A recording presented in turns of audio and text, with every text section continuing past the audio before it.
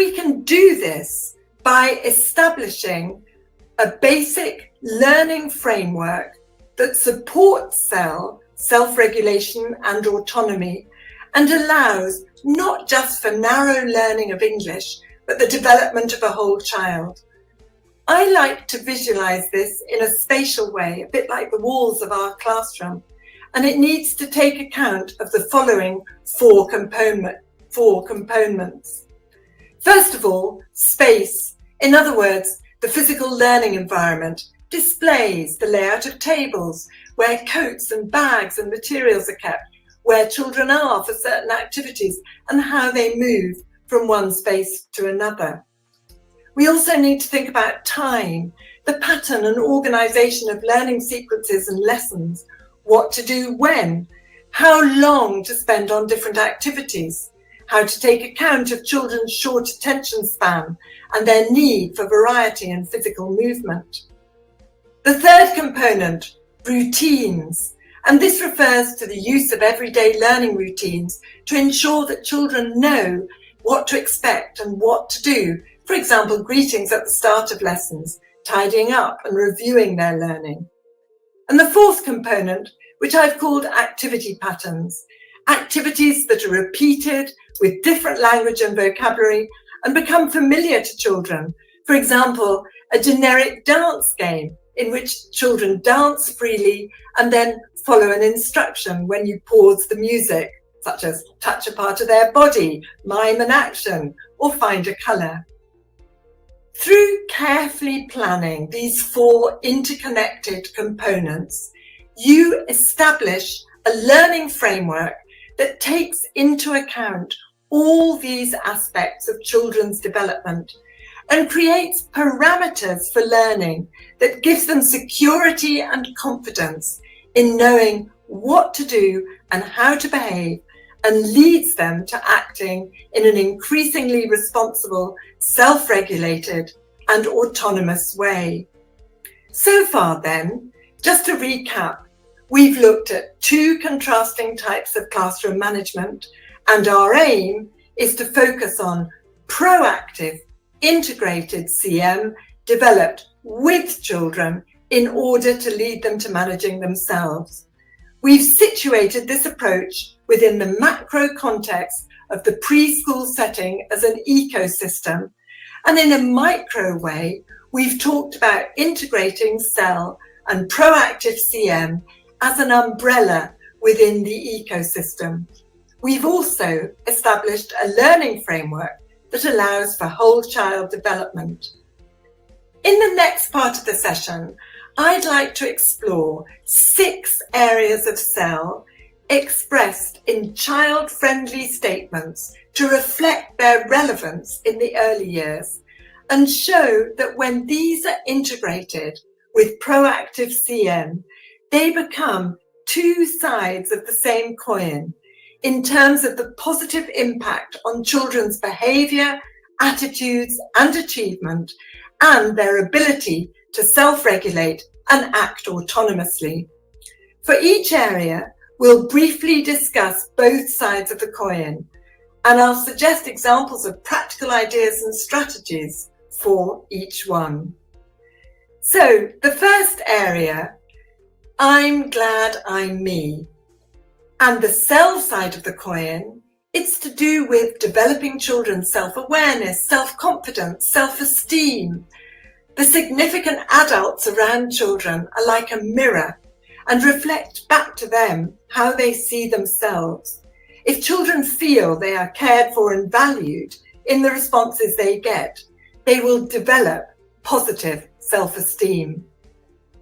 On the classroom management side of the coin, the focus is on children's confidence and willingness to participate, ensuring they want to join in and are able to join in.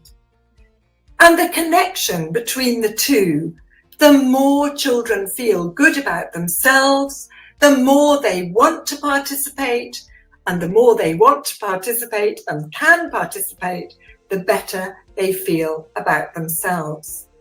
So an example of a CEL activity, I love the way this activity promotes self-awareness and gets children to value their own unique features. And I actually have a class set of small plastic handbag mirrors, and you model the activity yourself. And when children have done their pictures, you can point to them together and say things like, I like my hair, I like my eyes, I'm happy I'm me. We can also play guessing games based on the different portraits. Who's this? How do you know? And make a class display our self-portraits. How many children have got brown eyes, for example? So learning to value our own unique selves.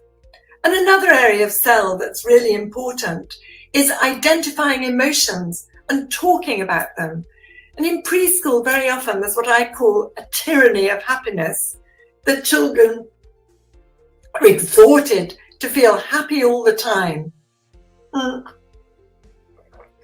it's important to develop their awareness that our feelings and moods are complex and change, and that it's okay to have different feelings. And here I've just shown you the cover of a picture book that I use on this topic, which has beautiful illustrations and also a lovely repetitive pattern. Sometimes I feel happy, sad, angry, and so on, making the feelings accessible and memorable. And another very productive area is activities that link feelings with emojis and colours. For example, children could colour the circles to show the feelings they have. And if they colour a face to show how they're feeling, it's often wonderful the way the children do it, very different colours. I'm feeling yellow because I'm happy, because I've got a banana for lunch, and sad, blue, well, because my mum's not coming to pick me up from school today. On the classroom management side, looking at practical examples, two that I've chosen to share with you. The first one, using attention-grabbing techniques and reframing this to think about it in a different way, because what you are doing is creating a structure for knowing when to pay attention and giving children security, confidence and pleasure in knowing when and how to respond. And of course, there are lots of different things to do. You might do a clap the rhythm where you go and the children clap the rhythm back to you. Or you might do a simple call and respond. All set, and the children go, you bet. Or you go, ready to listen, and they go, ready to learn.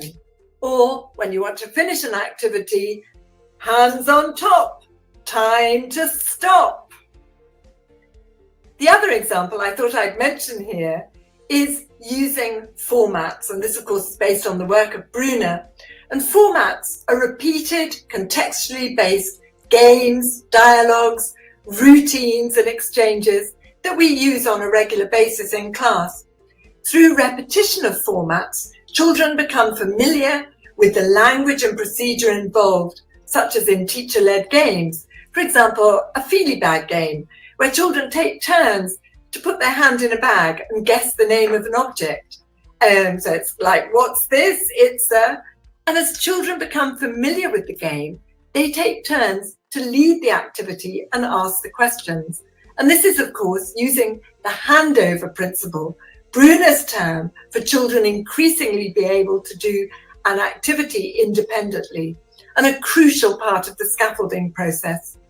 The predictable familiarity of the activity helps children to self-regulate and act with increasing agency and autonomy as you withdraw.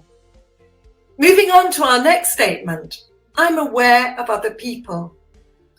On the self side, the focus is on the ability to notice other people's feelings and to show tolerance, empathy, and respect for different perspectives and points of view, moving beyond egocentricity and learning to de-center, to think of others, not just themselves. In classroom management terms, the focus is on understanding that the social norms of classroom behaviour, such as sharing materials, listening to others, are for the collective benefit of everyone. And the connection between the two, of course, The more children are aware of others, the more they realise how their behaviour impacts on others, and the more willing they are to observe social norms.